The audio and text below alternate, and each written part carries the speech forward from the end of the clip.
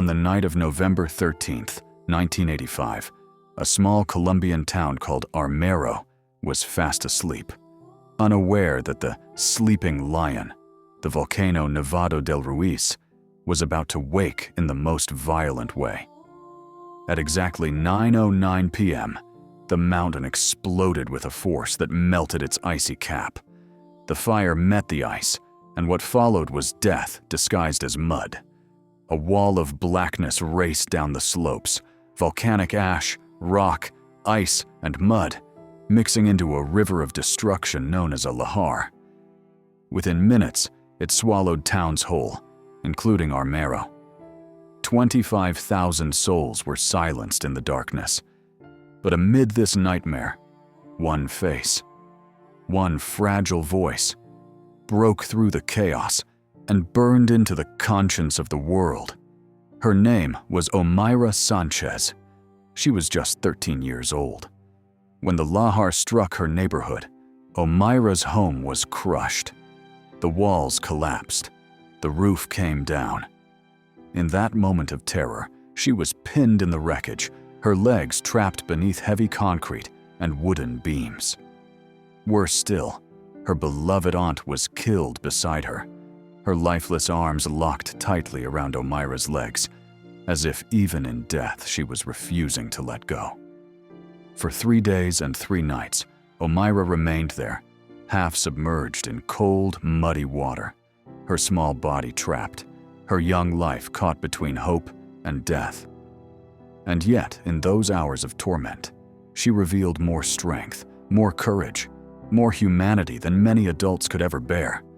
Rescuers worked tirelessly, but each attempt to pull her free risked breaking her fragile legs. Each pull threatened to drown her in the rising water. They placed a tire around her chest to keep her afloat, to give her something, anything, that looked like comfort. Divers discovered the truth, that the weight of her house and the grip of her dead aunt's arms made escape impossible.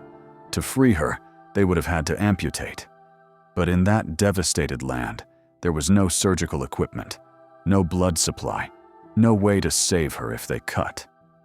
Doctors were forced into an unbearable decision: to leave her trapped, to watch her life slip away, because even an attempt at rescue might only bring more pain. The world met Omayra through the eyes of journalists who stood at her side. They described her as brave, even cheerful at times. She sang songs to comfort herself. She drank soda when offered. She smiled through tears. She spoke to the volunteers who tried desperately to keep her alive. At one point, she asked for something sweet to eat, a child's request that echoed her innocence, even in the shadow of death. But she was also just a little girl. She grew afraid. She cried. She prayed. She said she did not want to be late for school. On the 3rd night, exhausted and in shock, she began hallucinating, mentioning a math exam she would never take. Her once bright eyes grew bloodshot, her face swollen, her hands pale as life slipped away. And yet, she held her dignity. She even asked the rescuers to rest, telling them not to tire themselves for her. Imagine that, a child in agony, trapped in mud, still thinking of others before herself. At dawn on November 16th, French photojournalist Frank Fournier arrived. What he saw was unbearable.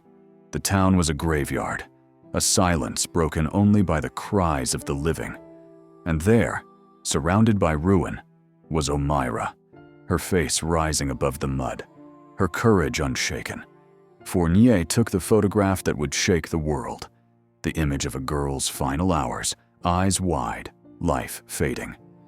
That photograph became known as the Agony of Omayra Sánchez. It was not just a picture, it was a scream. Omayra endured nearly 60 hours before death finally took her at 10:05 a.m. on November 16th.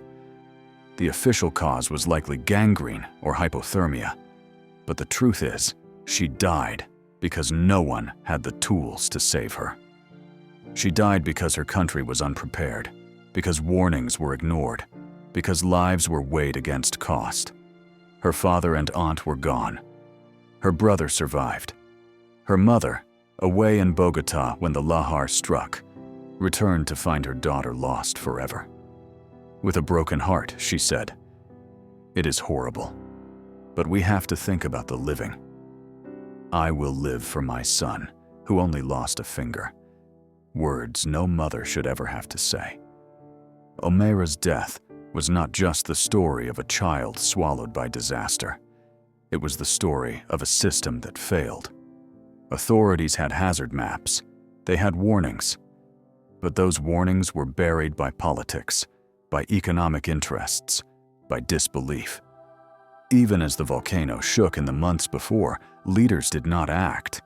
And when the mud came, the towns were left defenseless. In the aftermath, Colombian officials claimed they had done everything possible. But survivors told another truth. There were no tools, no stretchers, not even enough shovels. Chaos ruled the rescue, and thousands died who might have been saved. For many, Omayra became the face of that failure. She became a symbol, not just of death, but of courage, of innocence betrayed, of the cost of neglect. Her photo was called exploitative by some, but Frank Fournier defended it. He said it was his duty to show the world her suffering, to make people care, to force leaders to answer for their failures. And perhaps he was right. The image of Omayra brought aid from across the globe. It seared itself into human memory as a reminder that disasters are not only natural, they are political. They are preventable. Imagine her last moments. A 13-year-old girl, her body weak, her spirit strong, whispering words of comfort, clinging to life with dignity. The whole world, watching, helpless as she slipped away. She could have lived. She should have lived. But she died, trapped not only by rubble, but by the indifference of those who might have saved her. Omayra Sánchez was not just another victim of a volcano. She was a child who taught the world about bravery, about humanity, and about the unbearable price of inaction. Her story still echoes today, 40 years later, in every community that ignores warnings, in every leader who delays decisions, in every child who suffers because adults chose not to act. Her life ended in tragedy, but her memory lives on, in music, in literature, in the haunting photograph that captured her final hours, and in the hearts of those who believe her suffering must never be repeated. The sleeping lion awoke that night in 1985 and devoured a town.